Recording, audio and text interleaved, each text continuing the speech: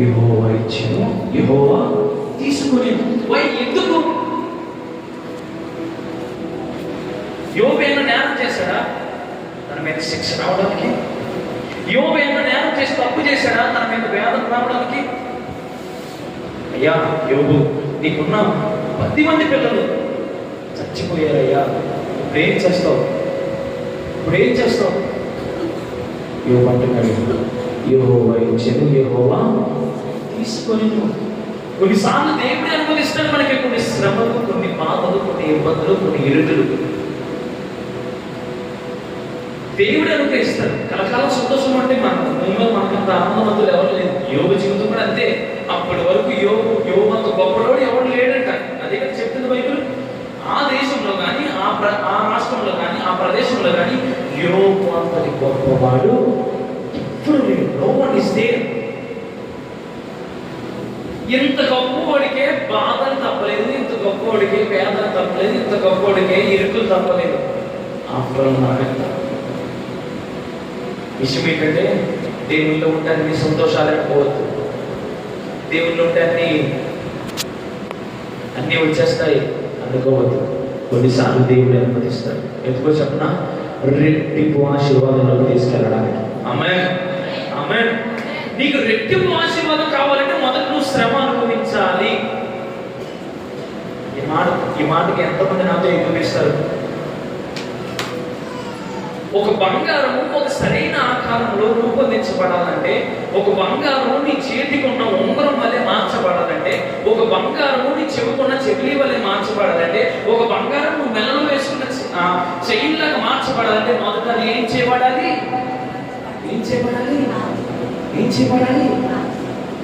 సరసరసర మరుగుతున్న ఆ యొక్క వేడిలో అదేం చేయబడాలి? కాల్చబడాలి. అది కాల్చబడితేనే దానికి ఒక అందమైన స్వరూపము, ఒక అందమైన ఆకారము తీసుకురాగలడు. లేదు కాదు కూడదని డైరెక్ట్గా ముద్ద తీసుకొచ్చి ఎవడన్నా బంగారం చేస్తారా? చెయ్యలేడు. ఎవడైనా ఉంటే తీసుకుని రండి, ఎప్పుడు లేడు. కాల్చబడాలి. నేను ఆ క్రైస్తవ జీవితం కూడా ఇంతే అక్క. నువ్వు దేవుడిలో ఎదగాలన్నా, దేవుడిలో రెట్టింపు ఆశీర్వాదం అనుభవించాలన్నా, దేవుడిలో సంపూర్ణ ఆనందం అనుభవించాలన్నా సరే నువ్వేం చేయబడాలి? మొదట శ్రమ పెట్టబడాలి. యోబు జీవితంలో ఈ శ్రమకు నేను పాత్రుడు అంటున్నాడు. అంత శ్రమ అనుభవిస్తున్నాడు.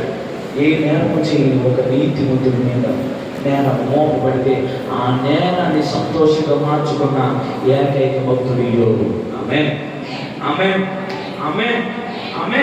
నేను శ్రమ అనుభవిస్తూ కూడా ఒకవేళ దేవుడు వచ్చి అయ్యా నీకు ఈ శ్రమ కరెక్టే అంటే కరెక్టే అంటున్నాడు. ఏమంటున్నాడు? కరెక్టే, ఈ శ్రమకు నేను పాత్రను. కానీ ఈ దినాన్ని దేవుడు మనకి ఏమో ఒక శ్రమ పెడితే అక్కడ నుంచి పారిపోయే పరిస్థితులు మనం లేమా? ఆలోచించాను. ఇంకా మనకు అంత శ్రమ రాలేదు. యోగ కలిగిన ఒక్క శ్రమ మనకు కలిగితే చాలు. యోగుకున్న ఒక్క శ్రమ మనకు కలిగితే అసలు మన క్రైస్తవం విడిచిపెట్టి వెళ్ళిపోతాం. అంత శ్రమలో అంత బాధలు అనుభవిస్తున్న యోగు మాట్లాడుతున్న మాట, నా వ్యాజ్యము న్యాయమైన కానీ ఒకవేళ నేను మాట్లాడితే నా నోరు నా మీద నేరం మోపేస్తుంది అంటే ఆలోచించండి. ఏ నేరము చేయని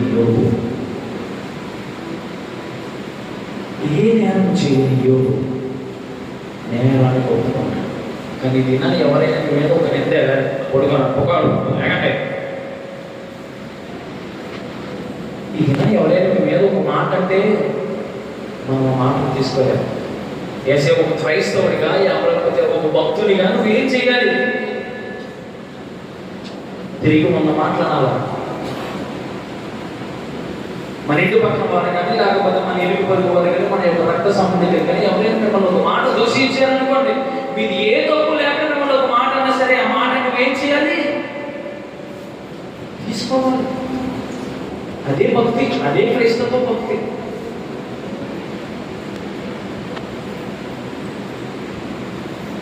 మౌనంగా ఉంటాయి. ఏ యేసుక్రీస్తు మౌనంగా లేదా? లేదా? ఆయన ఏదో తప్పులు చేసేవాడు. అంత సిలువ శ్రమ అనుభవిస్తూ కూడా మౌనమే వహించారు. కానీ ఇక్కడ ఒక మాటను పల్లెత్తి మాట్లాడారు. పల్లెత్తి మాట్లాడంటే నీకు నాకు ఈ ఉచితమైన రక్షణ దొరకకపోయి ఉండేది. హల్లెలూయా, హల్లెలూయా, హల్లెలూయా. అందరు నా వైపు చూడండి. దేవుడే శ్రమను పెడతాడు, దేవుడే శ్రమకు అనుమతిస్తాడు. మాట మీకు నమ్మసక్యంగా లేదనుకుంటా. అదే అధ్యాయంలో, అదే మొదటి అధ్యాయంలో కింద వచ్చిన చదవండి.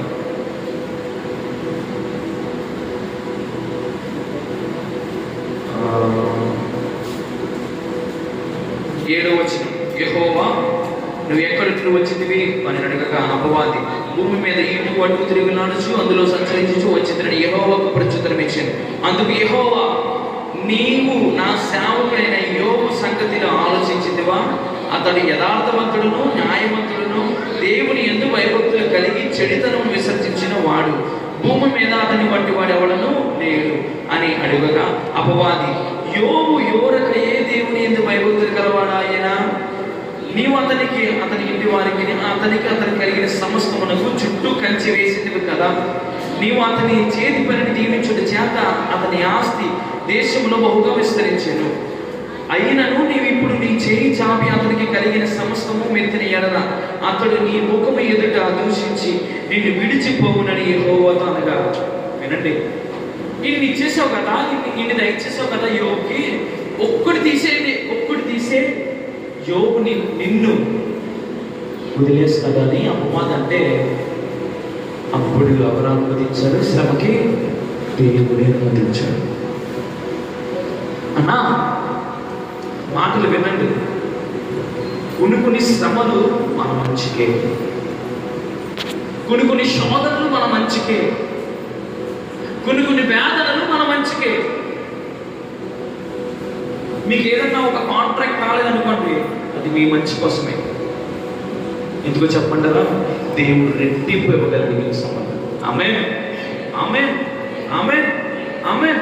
అందరు నా వైపు చూడండి, అందరు నా వైపు చూడండి. నీకు ఏదైనా ఒక పని రాలేదనుకోండి, పని రాలేదని నువ్వు బాధపడ్డావు అనుకో, నీకు అక్కడే ఉండిపోతావు. అదే పని ఇవ్వలేదు దేవుని స్తుతించు, దేవుడు రెట్టింపుగా దేవుడు తీసుకొచ్చేస్తాడు. ఆమేన్, ఆమేన్. ఇది నేర్చుకోవాలి. ఒక క్రైస్తవునిగా నీవు నేను నేర్చుకోవాల్సిన ఒకే ఒక విషయం, దేవుని యందు నమ్మిక ఉంచు. ఎన్ని కష్టాలు అనుభవిస్తున్న యోబు మాట్లాడుతున్న మాట, యెహోవా ఇచ్చెను, యెహోవా తీసుకో. కొన్ని శ్రమలు మన మంచికే అయితే ఆ శ్రమను నువ్వు తీసుకుంటే యోబు గ్రంథం చివరి అధ్యాయంలోకి రండి, చివరి పేజీలోకి రండి, చివరి పేజీలోకి రండి. యోబు గ్రంథం చివరి అధ్యాయం 12వ వచనం. లాస్ట్ గట్టిగా చదవాలి అందరూ, గట్టిగా చదవమని. యెహోవా యోబును వినండి, మరీ అధికముగా ఆశీర్వదించింది. చాలు. ఇంత శ్రమను అనుభవిస్తూ ఒక్క మాట కూడా జారకుండా తన యొక్క నోటిని కాచుకున్న యోబుకి దేవుడిచ్చిన ప్రతిఫలం ఏంటో తెలుసా? మొదటి ఆశీర్వదించిన దానికంటే రెండింతలు ఏం చేశాడు దేవుడు? రెండింతలుగా దేవుడు ఆశీర్వదించాడు. శ్రమలో నువ్వు దేవుడిని నమ్మితే కనుక, అన్న చెప్తున్నాను వినండి. శ్రమలో మీరు దేవుడిని నమ్మితే, మీ శ్రమలలో మీరు దేవుడిని నమ్మితే, మీ ఇరుకులలో మీరు దేవుని నమ్మితే, మీ బాధలలో దేవుని నమ్మితే, దేవుని విడవకుండా ఎప్పుడైతే అలాగే ఉంటావో దేవుడి నుండి ఖచ్చితంగా రెట్టింపు ఆశీర్వాదంతో మిమ్మల్ని దీవిస్తాడు. ఆమేన్, ఆమేన్, ఆమేన్, ఆమేన్. మొదట నీకు కొంచెంగానే ఉండొచ్చు, చదువుకు వచ్చేసరికి నీవు మహాశీర్వాదాన్ని అనుభవించబోతావు. ఎప్పుడు? యోబు అంటే నమ్మకం నీకు కలిగి ఉంటే కనుక. చదవండి ఆ మాట, చదవండి. అతనికి 14,000 గొర్రెలను,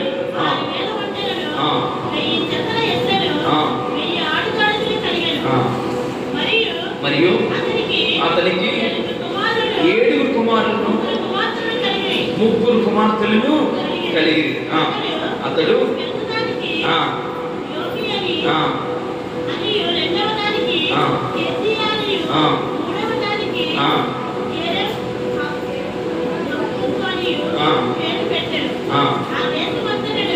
వినండి, ఆ దేశమంతటను యోబు కుమార్తెలంత సౌందర్యవంతులు కనపడలేదు. చాలు వినండి.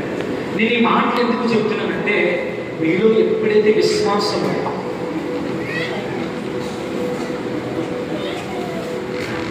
నా వైపు చూడు, ఎప్పుడైతే మీ విశ్వాసం సన్నగిల్లకుండా,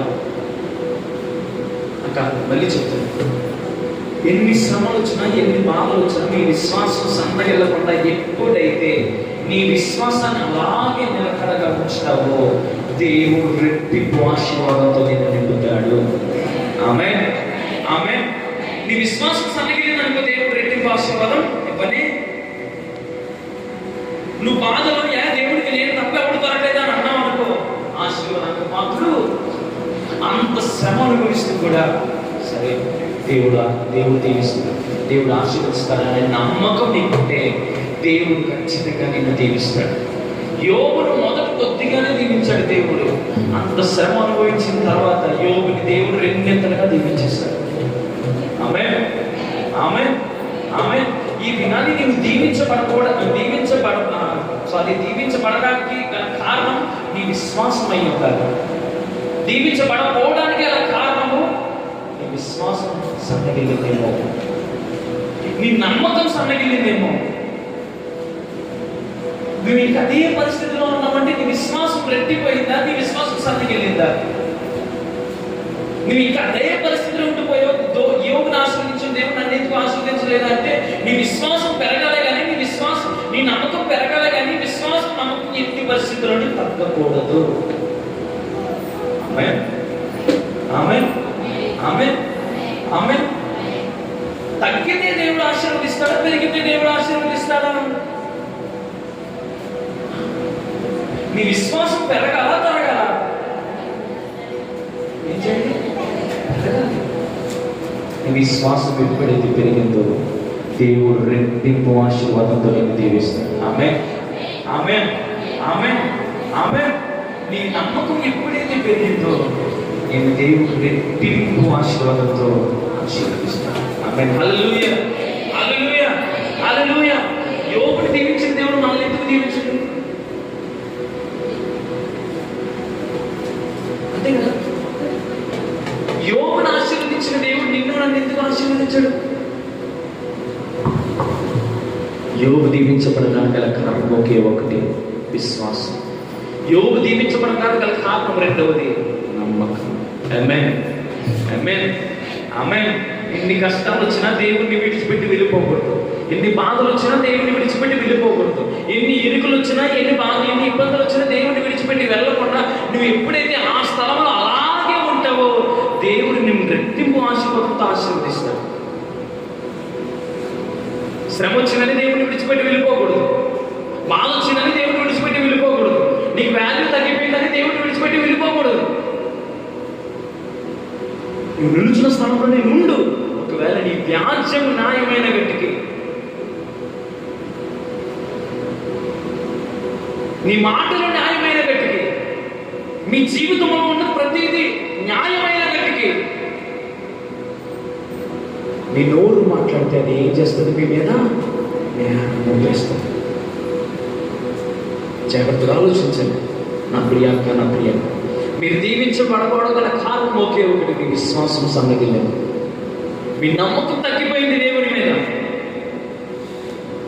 ఎప్పుడైతే మీ విశ్వాసం, మీ నమ్మకం ఇంకా రెట్టింపు అవుతుందో అప్పుడే దేవుడు ఇంకా మిమ్మల్ని దీవిస్తాడు. ఆమేన్. విశ్వాసం, నమ్మకం పెరగకుండా మనం ఎలా దీవించబడతాం? ఎలా దీవించబడతాం? నాకు చేయడు దేవుడు అని అనుకుంటే దేవుడు ఎప్పటికీ చేయడు. నాకేం చేస్తాడు అనుకుంటే దేవుడు ఎప్పటికైనా చేస్తాడు. హల్లెలూయా, హల్లెలూయా, హల్లెలూయా, హల్లెలూయా. నువ్వు రెండింతల ఆశీర్వాదం అనుభవించాలంటే మొదటి నీకు కలిగి ఉన్న శ్రమను అనుభవించాలి.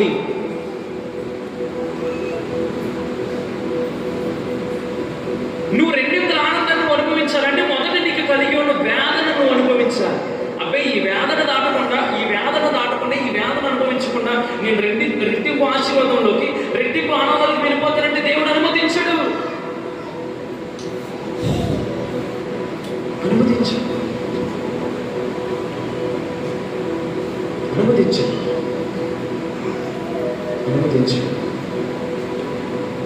నువ్వు దీవించబడాలంటే మొదటి మెట్లు ఈ మెట్లు ఎక్కాలి, శ్రమని మెట్లు ఎక్కాలి. లేదు నేను డైరెక్ట్గా ఫస్ట్ మెట్టు ఎక్కేస్తాను, పైన ఉన్న మెట్టు ఎక్కేస్తానంటే తిరుగుతావు, ఏంటి తిరిగిపోతే కింద పడిపోతావు. మళ్ళీ ఫస్ట్ నుంచి స్టార్ట్ చేయాలి.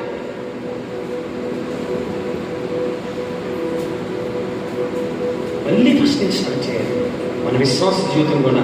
ఇప్పటికి దేవుడు మళ్ళీ ఇక్కడ పెట్టాడు, ఇక్కడి నుంచి నువ్వు అక్కడికి వెళ్ళాలి, కానీ అక్కడి నుంచి మళ్ళీ నువ్వు కిందకు వచ్చేస్తున్నావు. నీ విశ్వాస జీవితాన్ని దేవుడు తీసుకొచ్చి ఒక స్టేజ్లో పెడితే నీ విశ్వాస జీవితం పెరగాలి తప్ప తరగకూడదు అని నేను చెప్తాను. నా మాటకి ఎంతమంది ఏకీపిస్తారు? నా మాట నిజమైతే ఏకీపిస్తాను అన్న చేయించి చూపించింది. దేవుడు మిమ్మల్ని ఒక స్థాయిలోకి తీసుకెళ్ళి ఒక స్థాయిలో అక్కడ పెట్టిన తర్వాత ఇక్కడ ఉండు, ఇక్కడి నుంచి నేను పైకే నేను తీసుకెళ్తాను కానీ కిందకి తీసుకొస్తాను అంటాడు దేవుడు. కానీ ఇది మనం ఏం చేస్తున్నాం? మన యొక్క సొంత ప్రయత్నాలతో, మన యొక్క సొంత కార్యాలతో, మన యొక్క సొంత పనులతో ఇక్కడున్న మనం అక్కడికి వెళ్ళిపోదామని చూస్తున్నాం. అక్కడికి వెళ్తాం కాదు కదా, దాని ఫస్ట్ మినిట్ కూడా ఎక్కట్లేదు, డైరెక్ట్గా కిందకు వచ్చాను. విశ్వాస జీవితం సన్నకి వెళ్ళిపోతుంది. నీవు దీవించబడాలంటే అన్నా ఇక్కడున్న నీవు ఇక్కడి నుంచి నువ్వు పైకి వెళ్ళాలి, ఇక్కడి నుంచి నువ్వు పైకి వెళ్ళాలి. లేదు నేను కిందకు వచ్చేస్తాను, వచ్చేస్తాను, మళ్ళీ కింద నుంచి స్టార్ట్ చేయాలి. నీ విశ్వాస జీవితంతో మళ్ళీ కింద నుంచి ప్రారంభం అవ్వాలి. నీకు కలిగి ఉన్న ప్రతిదీ కూడా కింద నుంచి స్టార్ట్ చేయాలి. మళ్ళీ అవసరమా?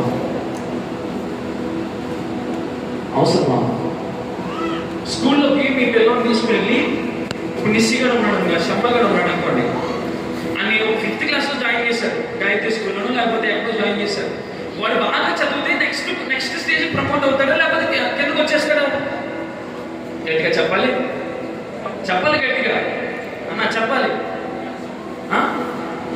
శమ్మగాడు బాగా చదవడు అనుకోండి, స్టీవెన్ గారు అంతే కదా, వాడు బాగా చదివితే వాడు నెక్స్ట్ స్టేజ్ ప్రమోట్ అవుతాడు, కిందకు వచ్చేస్తాడా?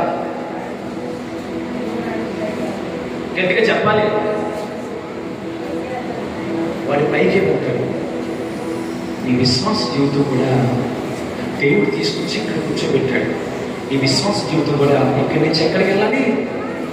పైకి వెళ్ళాలి. కూర్చోండి, సరిగ్గా కూర్చోండి.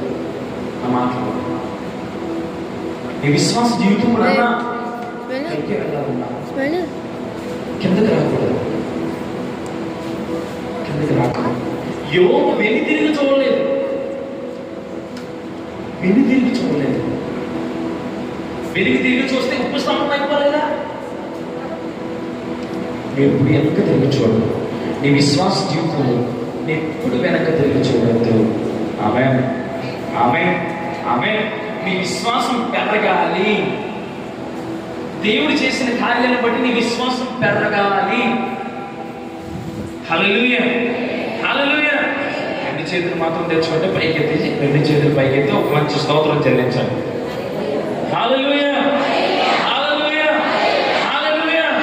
నీ విశ్వాస జీవితం పెరిగితే నీ పరలోకపు తండ్రి ఆనందిస్తాడు. ఇప్పుడు శమ్మగాడు వాడు 5th క్లాస్ నుంచి 6th క్లాస్ ప్రమోట్ అవ్వకుండా 4th క్లాస్కి ప్రమోట్ అయ్యాడు అనుకోండి, వాడిని చూసి మీరు ఆనందిస్తారన్నా? మా అయ్య ఆనందిస్తారా? వాడు ఆనందించి వాడు అలా పైకి వెళ్ళాలి. నీ విశ్వాస జీవితం కూడా అలాగే పైకి వెళ్ళాలి. రైట్, ఎలా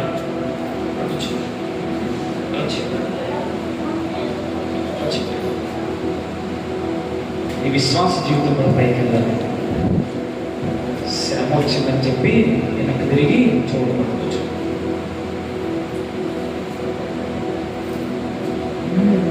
ఎన్ని కష్టాలైనా బెదరను, ఎంత బాధైనా వెనుదిరుగను. అందరు కలిసి పాడదాం. ఎన్ని